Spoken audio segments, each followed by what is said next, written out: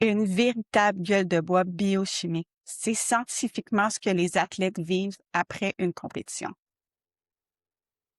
Donc les hauts avant et puis le bas après pour certains. Exactement. Dans le fond, pendant que tu t'entraînes, tu es en train de faire vivre à ton corps un stress, de la douleur, alors le cerveau, comment qu'il fonctionne, c'est qu'il essaie de te protéger.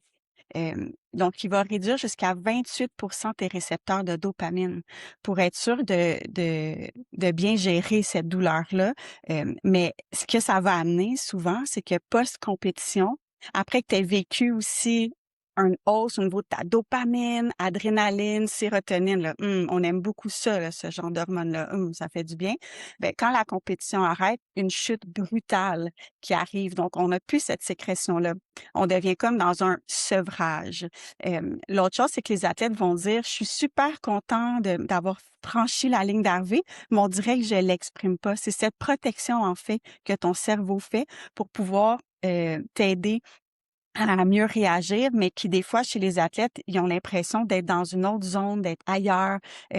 Donc c'est ça le bas. C'est quelque chose de bio, chimique dans ton cerveau. C'est normal, mais c'est vraiment fascinant quand on l'écoute puis on l'étudie. Oui, le corps s'adapte à tout, c'est l'homéostasie qui nous protège et voilà. Donc après la tempête hormonale, on a la chute Qui est normal. qui est normale.